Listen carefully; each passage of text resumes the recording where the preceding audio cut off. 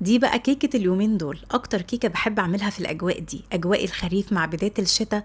بحب دايما احضر كيكة الجزر بمقادير وبطريقة تجنن، تطلع رهيبة وفيها تداخل نكهات مستحيل تقدروا تقاوموها. بحتاج 3 حبات من البيض وعليهم كوباية سكر ابيض وربع كوباية سكر بني. ممكن تخلوا الكمية كلها سكر ابيض، بس السكر البني بيدي نكهة وطعم وطراوة حلوة قوي للكيكة. زودت معلقة صغيرة فانيليا وضربت بالمضرب لغاية ما قوامهم بقى تقيل شوية وفومي كده. بعد كده زودت عليهم كوباية من الحليب السائل وضربت دقيقتين، وبعد كده زودت كمان كوبايه الا ربع من الزيت. وكده المكونات السايله كلها بقت جاهزه. نبدا بقى نضيف المكونات الجافه، عباره عن كوبايتين من الدقيق، عليهم رشه ملح، معلقه صغيره من القرفه، ومعلقتين كبار من النشا، معلقتين صغيرين من البيكنج باودر او معلقه كبيره، ومعلقه صغيره من البيكنج صودا. هنبدا بقى بالمضرب كده او بالمعلقه نحرك المكونات الجافه دي ونخلطها كويس كده ببعض، وبعد كده نبدا ننخلها على السوائل اللي احنا جهزناها. مش هضيف المكونات الجافه كلها مره واحده، اضيفهم على مرتين. هحاول افرد نصهم كده على الخليط السائل من غير ما اقلب. وبعد كده هاخد كوبايه من الجزر المبشور وهبتدي اوزعها كده على الدقيق من فوق. انا عايزه الجزر يتغطى بالدقيق من فوق ومن تحت، وده بيساعد ان بعد التسويه ما تلاقوش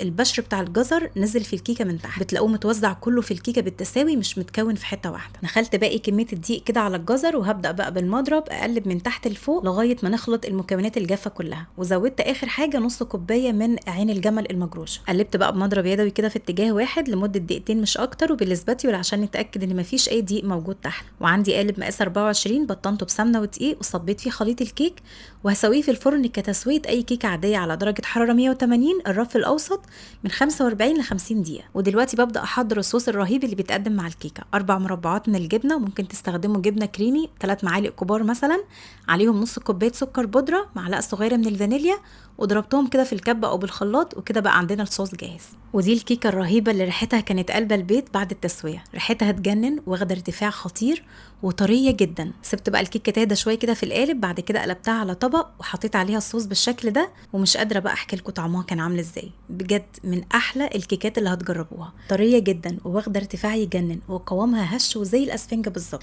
لازم تجربوها بالطريقه دي لان انا متاكده بجد هتعجب. انا بقى بحبها متغرقه كده بالصوص، يعني بزينها كده من بره عادي وقت التقديم، بس لما باخد قطعه كده منها ولا حاجه في طبق بحب احط عليها صوص كتير قوي واكلها. بجد رهيبه.